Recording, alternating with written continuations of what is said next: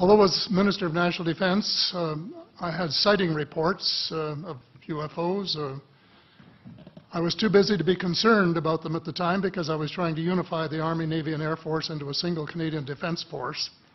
And that itself was a kind of battle to the finish.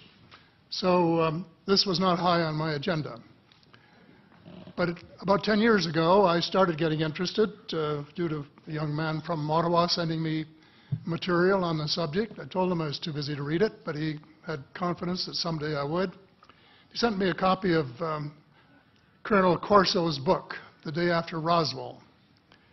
It took me a while to get around to reading it, but I took it for my summer reading in 2005 and was really impressed with what was contained in it.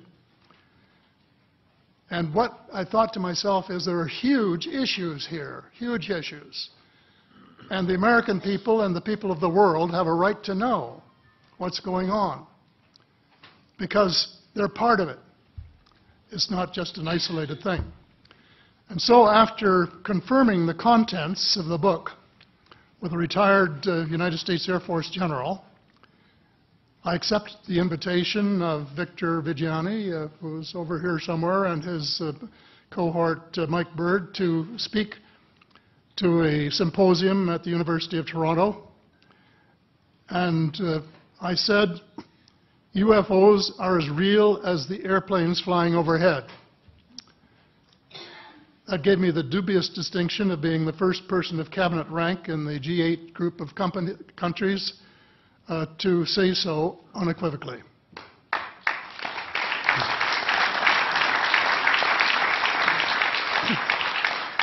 First is that about in the 1960s sometime, there was a flotilla of UFOs headed south that crossed into NATO territory in Europe.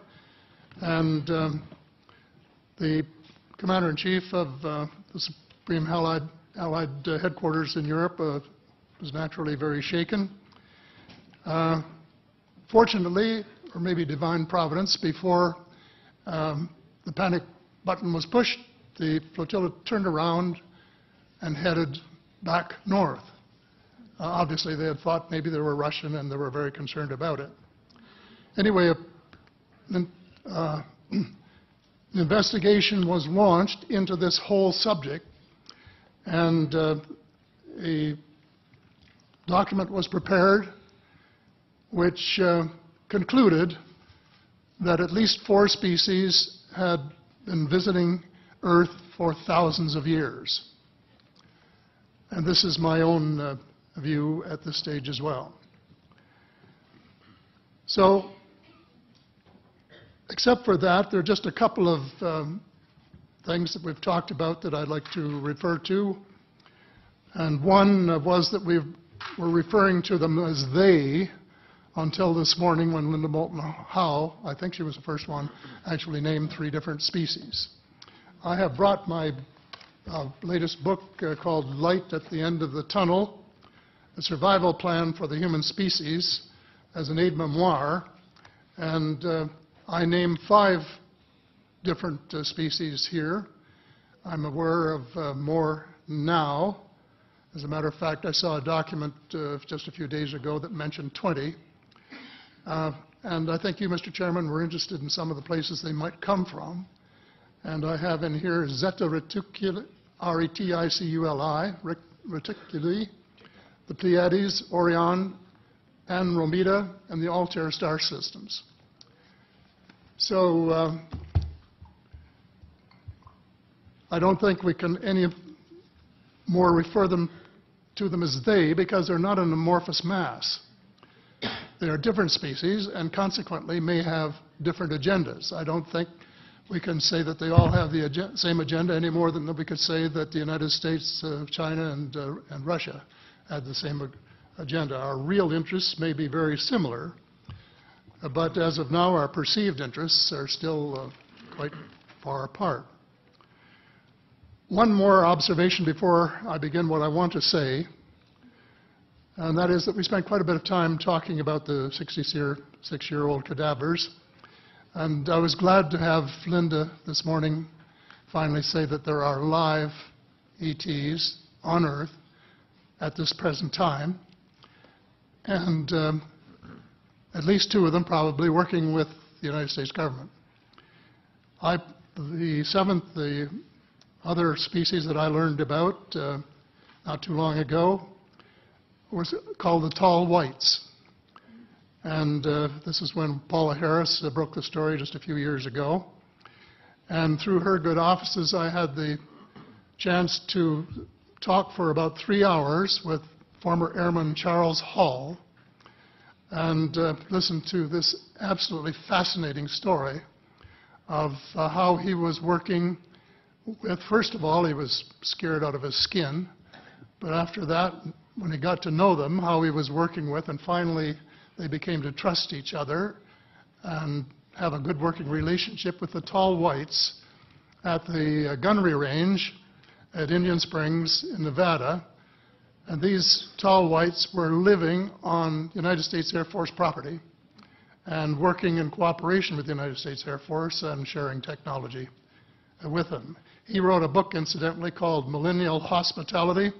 There are 4 different versions, but Paula says that Millennial Hospitality number 2 is the best. I think that's the one I read, and it's a very interesting read if you want to sort of get inside the problem of what it's like to bump into these people floating across the terrain in the desert.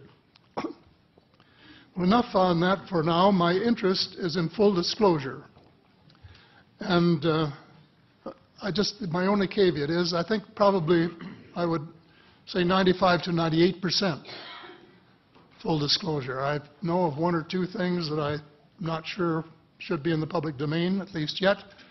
They will be someday, I'm sure, but not maybe immediately. But just as children survive the idea of the Tooth Fairy and Santa Claus when they become adult, I think that tax-paying citizens are quite capable of accepting the new and broader reality that we live in a cosmos teeming with life of various sorts. The fact that some other civilizations are more advanced than we are may be humbling, but that could be a necessary step in our survival.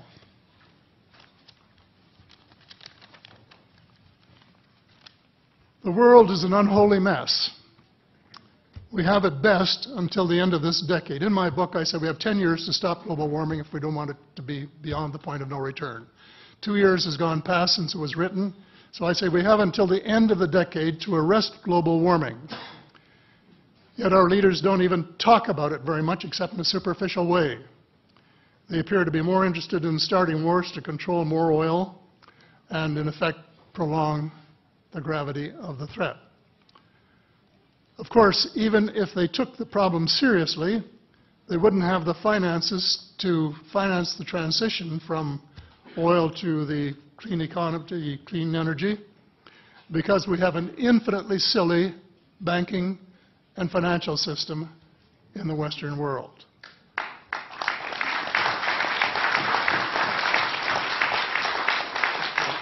And the United States Congress, I regret to say, is partly responsible, and I'd be glad to elaborate on that later if you're interested. And finally, they need the technology for clean energy. It exists, and it's being kept secret by the same vested interests who control our destiny. Who are these vested interests, and what are they up to? Well, Senator, you were talking about a military junta. In my opinion, that is true, but I have broadened and deepened the definition to cabal, and the cabal comprises members of the Three Sisters: the Council on Foreign Relations, the Bilderbergers, and the Trilateral Commission, the International Banking Cartel, the Oil Cartel, members of various intelligence organizations, and select members of the military junta, who together have become a shadow government of not only the United States, but of much of the Western world. The aim of the game is a world government comprising members of the cabal who are elected by no one and accountable to no one. And according to Mr. Rockefeller, the plan is well advanced. Does this help you to understand why our civil rights are being taken away from us? I say us, because Canada too is included in the grand plan. And the mere attempt to pursue the impossible pits neighbor against neighbor and the state power structure against everyone. All of the freedoms won by the millions of men and women who fought and died in World War II are being flushed unceremoniously down the drain. The only hope of peace is a negotiated settlement. This will require a paradigm shift in American attitudes. It involves a de facto renunciation of the plan for a new American energy and the adoption of a pledge of cooperation with all humankind to build the kind of world which we are collectively capable of. Young people everywhere need to be challenged by a noble cause. They need to be involved in arresting global warming, creating a banking system that is just and sustainable, and lead the way in the transformation to the new reality that we have to live in harmony with our celestial neighbors, as well as seeking peace on earth. In a word, we have to become spiritual beings and practice the one tenet that the world's major religions have in common, and that is the Golden Rule. In this field, too, and I just want to read one paragraph in this. This is from the late Dr. John Mack, an American secular Jewish psychiatrist who became a world leader in interviewing abductees, or experiencers, as he called them, came to this conclusion in a startling book, Passport to the Cosmos. Quote, although the aliens are not themselves gods, their behavior is sometimes anything but godlike. Abductees consistently report that the beings seem closer to the Godhead than we are, acting as messengers, guardian spirits, or angels, intermediaries between us and the divine source. Thank you. Thank you very much.